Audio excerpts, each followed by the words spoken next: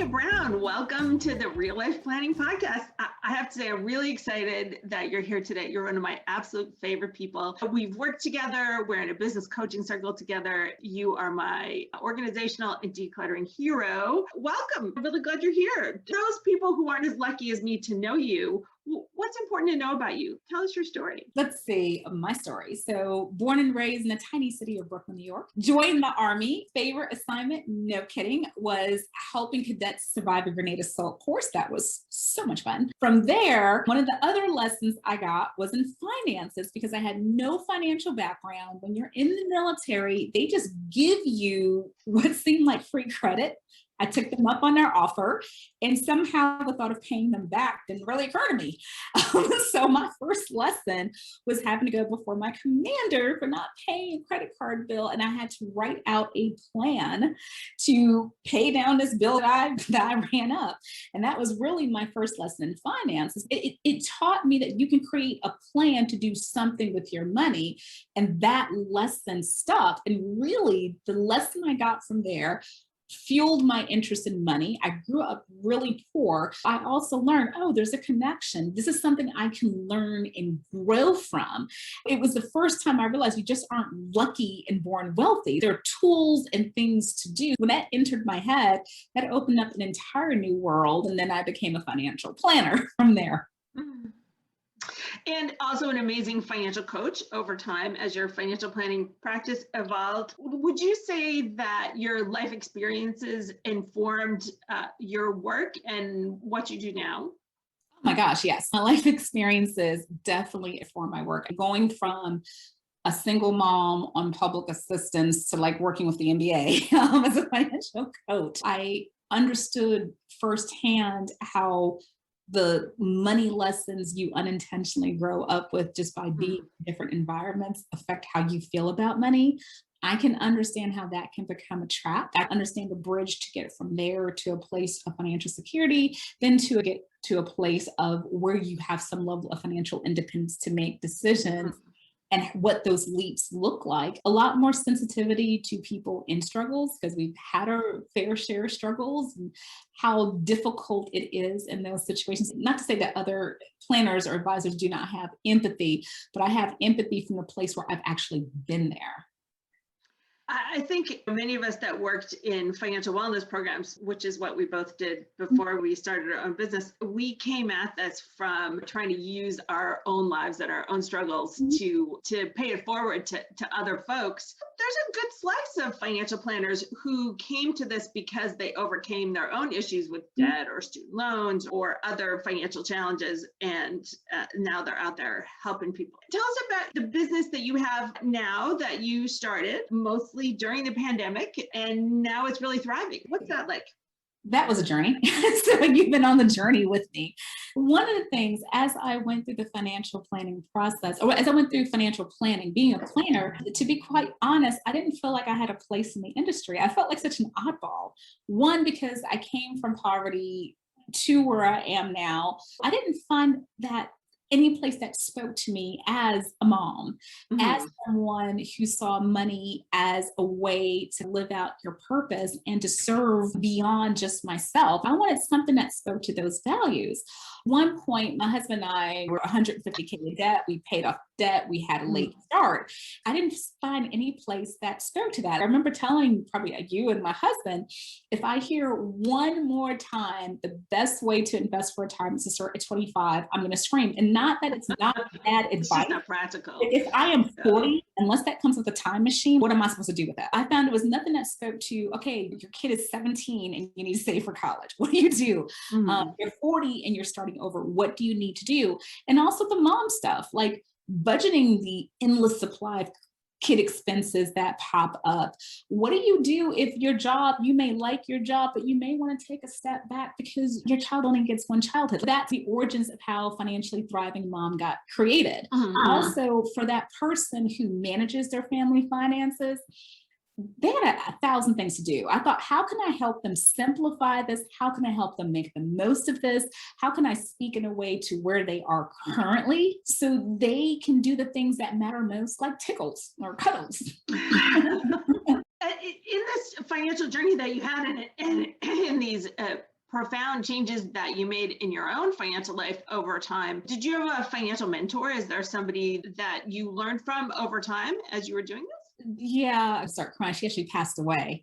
Her name was Sarah, and she actually was one of several different financial coaches at my church. She just was a sweetheart. And she was one of the few that lived her values with such joy and such passion.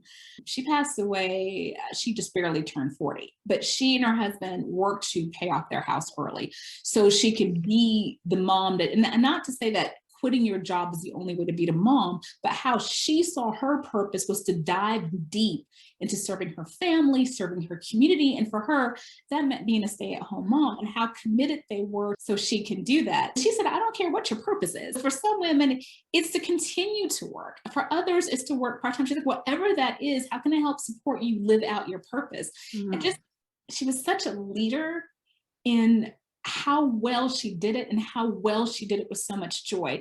Seeing someone live out all the wonderful things that working for money is supposed to do, being able to, again, serve her community, being able to be available to talk to other people.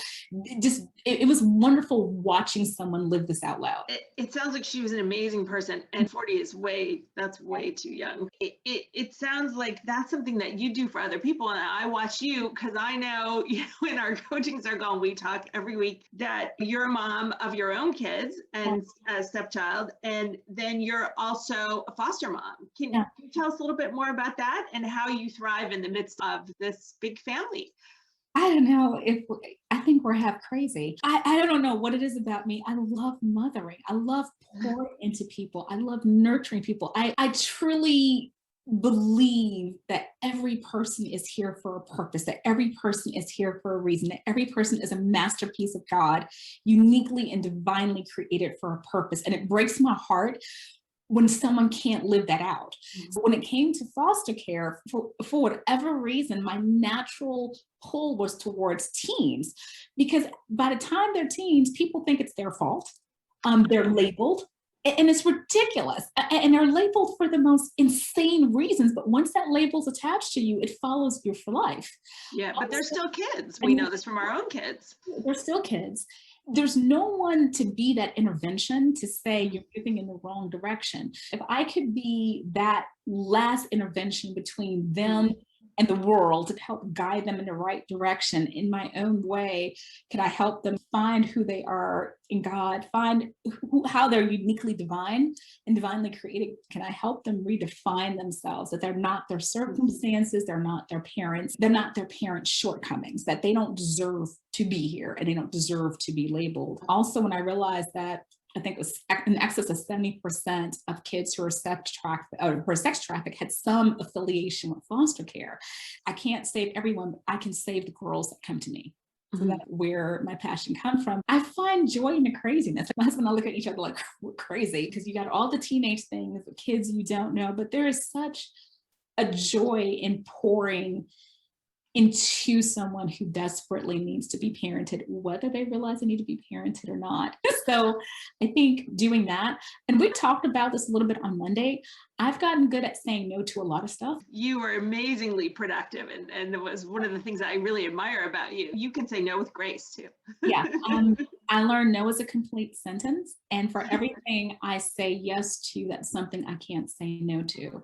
So my heart is for serving at my church, serving in my community, serving these foster kids, and serving the people in my business. And to say yes to those, I have to say no to a lot of stuff. And sometimes they're great things. Sometimes they're wonderful things. Sometimes they're things I feel guilty about. But to be able to make the impact I feel I was designed to make, I have to say no in these areas. And that's how I look at it. How are you with this combination of kids at school, kids are remote and homeschooling? Maybe somebody got contact traced. It's been, as a parent, we've all been there over the past year, is that we don't necessarily have the same predictable schedule every day. And yet we're still serving clients and writing content and teaching courses and things like that. How are you doing that air traffic control for yourself? I'll be honest. I about lost my mind last year because It is one thing to have foster kids without a pandemic. It's another thing to bring in teens during a pandemic. And I about lost my mind. The first thing I learned was I have to prioritize self-care. Mm-hmm. I have an hour every day where I am in the gym or, reading the Bible, but I make sure I prioritize that because I finally realized that I love this quote I have up here that self-care is giving the world the best of you instead of what's left of you. Oh, And that's a great quote. and I am my best Tanya when I'm giving that time to myself. I'm filled so I can then pour into other people. So it sounds counterintuitive, but I had to carve out time for self-care. If anyone is like me in business, I can work 20 hours straight and not blink. I carved out an hour lunch break. So I will take a walk. My husband is at home also. So we will go on a walk together. I make myself go on a walk during lunch. And ironically, I found I was a lot more productive. The first thing was I had to carve out more time specific for me. And emotionally, I get so involved with my kids that if I'm not careful, I'll get drained. So I have to have that replenishment. So putting in those really helped with everything else, as I'm also pretty organized with the scheduling. Yeah, you're pretty darn organized. I agree with that. So in particular, on this idea that moms can thrive while still moving multiple things forward all at the same time. And the name of your website and your business is financiallythrivingmom.com. I think it's going to resonate with a lot of us. What does that mean to be a financially thriving mom? For me to be a financially thriving mom, I have these 5 areas of core behaviors that I've learned that over time, a lot of people had that were thriving. The first one is money management, and that is finding a money management system that works for you, not somebody else, but finding a way that you can manage money in a way that doesn't make you feel deprived. The next step is protecting money. That's making sure your insurance is adequate to protect your family, because it breaks my heart when I see someone who gets into a car accident and realize they're not covered. Ways to grow your money. It involves some planning, like growing your money, thinking about retirement, college, however you have the purposeful living, making sure that your financial decisions match your purpose. I find a lot of times is people will compromise their purpose, what they really want to do to fit into a lifestyle. And I'm thinking you may need to reverse that and fit your lifestyle into your God-given purpose. Who were you created to be? Basically, your purpose becomes a compass for how you make decisions to support it. And I'm really big on that. And then estate planning, if any of you are like me and you're the first generation out of poverty, to make sure that you're not the last. How do you thrive in all of those areas? But it's particularly if I pull out the purpose, it's not only thriving financially, it's thriving and living in how you were created. It's doing the things that bring you joy, bring meaning, and creating an impact in your world, whatever that looks like. It may be a light to the people in your workplace. It may be being a community volunteer, but whatever that looks like, I think we have this sense that purpose is you got to quit your job, live under a bridge, and just come out and deliver food to people. I'm like, no, you can be doing exactly what you're doing and serving through being a person that people feel like they can talk to at work, or maybe volunteering an hour a day to help out someplace. Thriving to me is that person who's purposeful about their finances, takes time to organize it, which is why I'm all about how do I help you simplify this and make it easy so you can focus on the things that are meaningful, like your family, faith, serving, whatever brings you meaning and joy. That is so powerful and impactful. And I really love what you're saying about thinking of yourself as don't let this generation be the last generation that is going to thrive, right? Think about how to pass that forward to your kids and your grandkids, and not just by being an accumulator, but also passing forward financial habits. When I think about my own family, like many families, one parent was a saver and the other one was a spender. The spender tended to take priority in many times. I think my parents both, they were first generation professionals and they got a little bit of success, but they didn't know necessarily how to pass that on to my sisters and I. What we're thinking about in our family, we are first generation rental property investors. Our parents didn't do that. How can we teach our kids, right, to build something that is going to be more sustainable over time? Have you faced any problems over the past year in your business that you've had to work out, and what did you learn from that? Sorry, just laughing for a second. Yes, you were with me when I went through like my multiple name changes. But it was very purposeful though. It really was. I think to be totally transparent, some of it was imposter syndrome. Some of it was this feeling, can I place a stake in the ecosystem of the financial service industry? Do I even have the ability to do that? Just taking ownership that this is who I am. I have something of value to offer. And if there's not a path for me, I'm going to create one. And getting to that point, because again, in my industry, I don't see a lot of people who have a similar background. Sometimes I have amazing pedigrees and I'm like, oh, that is not me. And I'm like, well, fine, this is my path that I'm forging. Yeah. So being very comfortable in my own skin, in my own story, being comfortable in how I view the world in terms of finances and how I view everything I said to do for someone is so their time is freed up to do things who are more meaningful. So to me, it's not finances to manage finances, it's finances to manage the purpose for why you're created in your life. And just owning that and being comfortable in that. I think when I got there, everything moved forward. Just finally owning this is a space that I want to be in.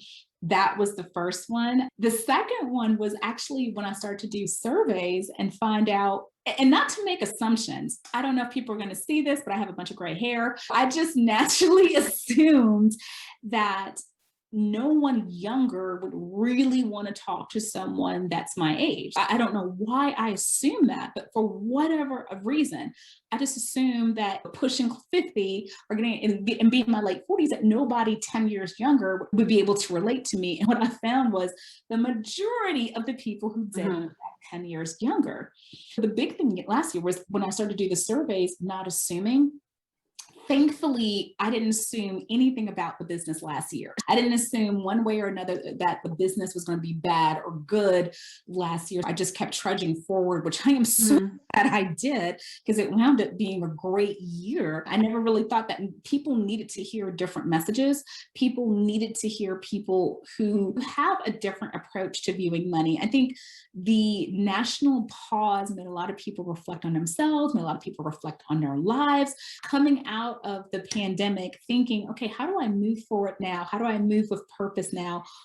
Do I really want to go back to last year? The fact that I had this messaging about purpose at that time, that focus on how can I help moms simplify that life, apparently that message didn't resonate. Trusting my voice, trusting that I have the skills of what it takes, and trusting that I can forge my own path if I don't see one, being okay not being the same as everyone around me. I think those were the big lessons that I got from last year. I think this is a great example of that purpose is discoverable, or how you use your purpose is also discoverable, right? Like I've heard you say before the phrase, like you should invest in your struggles. Can you tell us a little bit more what you mean by that? My business is for busy working moms. And what I find is that there's this accumulation of finances and there's these struggles. The best solution is one that saves you time, money, and your sanity.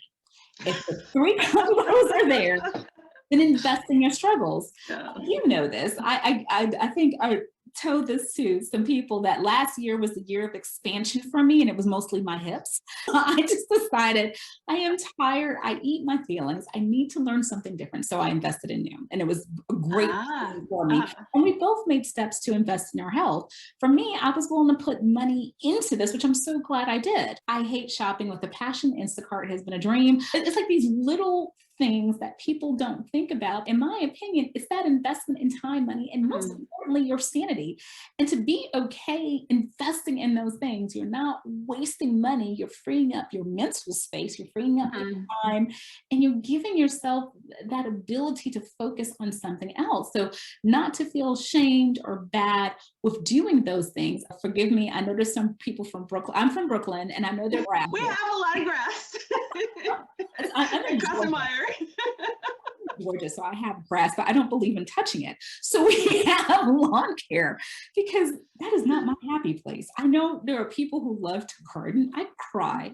I love looking at it. These are areas where I'm not doing it. It's okay to spend some money on things that free yourself up, even if it's small, to do some of the things that are meaningful. I feel like people just sometimes are so hesitant to do this. Like, money serves this. This is part of the purpose of money. There's no one size fits all principle for everybody in terms of what to spend money on or what not to spend money on. We certainly know that there are things like saving a certain percentage of your income, if you can, right, is going to move all of us forward because we save and we invest it in something that's going to grow. And that's like a core foundational principle. But at the same time, like the whole coffee debate, right? Like, it's like, if you like coffee, budget. Yeah, put it in your budget. Your budget is your life plan expressed in numbers. I love that. Yeah. If your holy pilgrimage is to Starbucks every morning and that brings you joy in life, just budget it. Just put it in your budget. Just go ahead. Like, I am not going to say no to someone doing that. Even when it comes to budgeting, I truly believe it should reflect your life. So what are you doing? Doing all this work, accumulating all this money.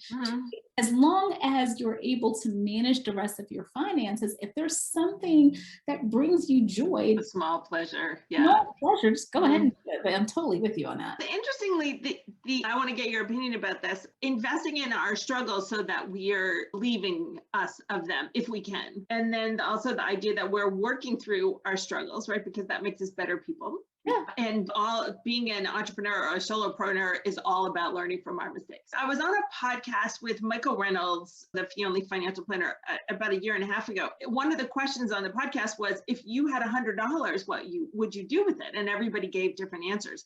And his answer, and I'm paraphrasing here, was, if I had $100, I'd invest it in myself, in learning something new or taking a class or investing in something that would help my productivity. And that answer really stuck with me. Investing in ourselves is corollary to investing in your struggles, right? Like, it's liberating yourself to go focus on what's going to move you forward. I take productivity classes. I don't know if anyone is familiar with Trello. I live and die by Trello. I have family life on Trello, my kids' home on Trello, our family meals on Trello.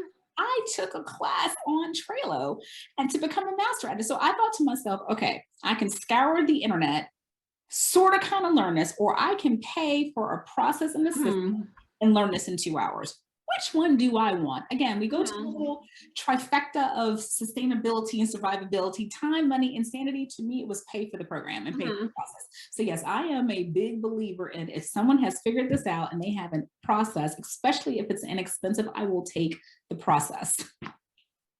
And you're a learning person, and I know you love to learn because we talk about this all the time, and you're in different classes and our coaching circle, other coaching circles, etc. Along those lines, like, what's next for your business? What is next for me is to do more group coaching. So I'm doing some now. Okay. We're going to do coaching for moms or just people looking to manage their family finances, but to do this from a place that's holistic. Everything lines up with, how do we help you focus on your purpose? Even when it comes to savings, how does this savings help move you forward in the life you want? Even when it comes to insurance, how do we make sure we have adequate insurance to help you fit that next stage? Even when it comes to growing money, what purpose are we growing this money for? What is it going to do? How meaningful is it going to be for you in your next stage? So for me, everything ties to that. I tell people I'm all about the easy, and how do we do this in a way that maximizes? None shaming. I don't care if someone's starting off with zero. We're going to start from where they are. Doing more of those to speak to people that may feel like they're an outlier in the industry. That is my next step. Or people who may have a similar purpose like me and they want to foster teens. How do we help you live this out through your finances? How would somebody know that they could really benefit from this system that you've developed? Who are you mostly trying to speak to? The people that I find I resonate the most with, they are the busy working moms. They manage their family's finances. They feel overwhelmed. They feel overwhelmed that this seems complicated. It seems like it's going to take a second job. They just are looking for a way, a simple process that they can learn themselves how to do this. The person that may not want to hire a coach every single time they want to review something, they want to learn, how do I effectively manage my family's finances in a way that doesn't drive me crazy, make me reach for a bottle of Advil, in a way that I can continue to do this myself. I teach people to be their own coach. I love frameworks and processes to help people make decisions. I get so much pleasure out of that. My thrill is when someone can explain a financial concept better than I can. I'm like, yes, helping people find a process that works for them to understand how to review what they have. Because again, the ultimate purpose of that finance is for them to live purposefully. So we got to get them to that place where it's working like a well-oiled machine. I am all about automating as much stuff as possible. But for someone looking for that is where I find I'm the best fit. So a busy working mom who really wants to take control or take back control of her finances and creates productive systems that make it easy for her. Yeah. Systems that make it easy for them. Again, that person who manages their family finance, I know how to do this more efficiently because I know they have no time. And they want to learn how to do this for themselves. They may have a question here or two, but they're like, if I could just find a way to just learn how to do this. So they know, not just think that their family's finances are on track. And they want to do this based on their purpose. They want to do this based on what's meaningful to them, that serving, that feeling of being on purpose with that underlying theme as well. Can we circle back for a second to the foster care question? And we've had this conversation offline together. You gave me some really good guidance about how people who are interested in supporting foster kids, but are not necessarily in a position or ready to take a foster child full time. How else can we help? Yay, I'm so glad you asked this question. And this is National Foster Care Month, so this is perfect. Oh, excellent. So there are so many ways that people support me as a foster mom. And I tell people, yes, it would be delightful if you want to take in kids, but you can support people in 1,000 ways. There's maybe ways that you don't even think is important, but it's huge. I have a care team that will deliver a meal once a week. Each person takes a turn. That person is maybe making a meal or sending us the coupon to, I don't know, to a pizza place or a restaurant, just pick out what we want once a week.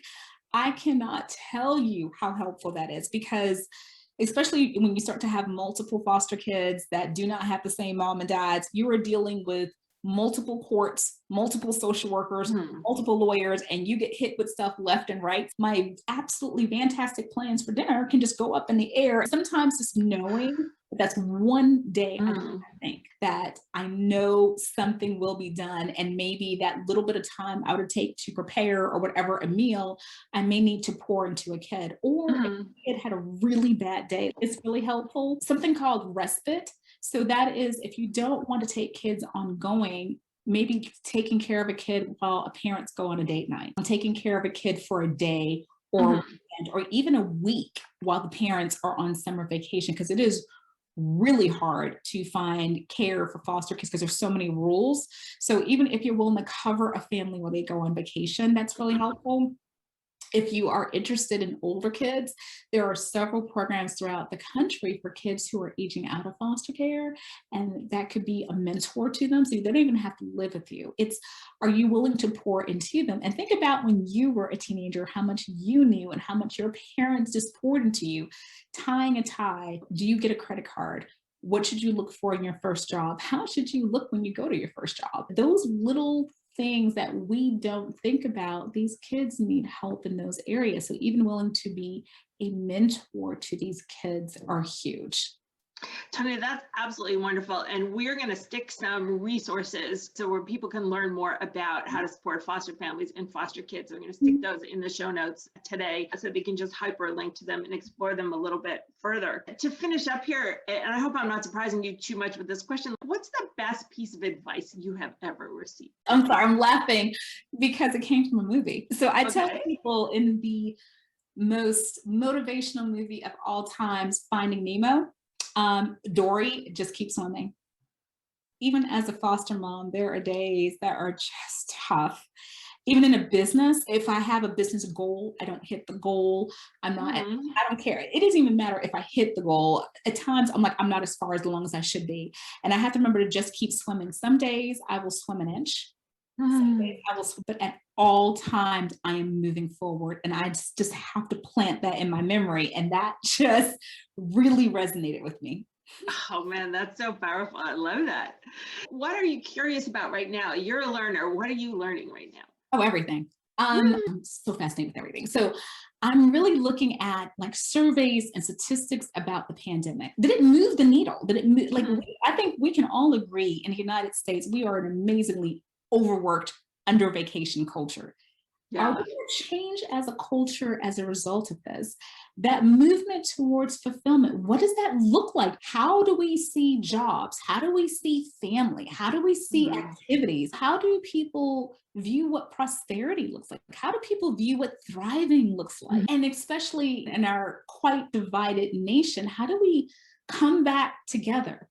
How do we blend sides that have totally opposing views and realize it's okay to disagree? What is this going to look like? How is history going to record this? We're going to look at everything that's happened. And I do really think about how am I going to play a role in this also, but I'm fascinated. So just anytime I see a statistic, anything, how do I read this? How do I serve my moms? I am passionate about serving busy working moms. I grew up with a single mom. How do I best serve them? How do I find the best tools? Like I am like out there looking at different tools, testing different things, thinking, okay, is this reasonable? Does this make sense? For the extraordinarily overworked moms who had to do double duty, I am blessed to have had my own business. I was able to finagle everything to make it work. But how do I best serve these moms who have no choice but to go to work, full-time job with a boss plus kids? What are those nuances, tools out there? Yeah, I find this all fascinating. I love how in your entire business model, you're focusing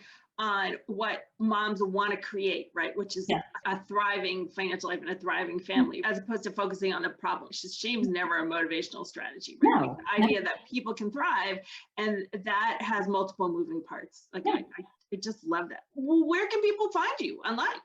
So you can find me online at www.financiallythrivingmom.com. Excellent. We'll stick that in the show notes too. Tania Brown, the fabulous certified financial planner, coach, founder, and principal of financiallythrivingmom.com. Thank you very much. We have really enjoyed having you today. Thank you.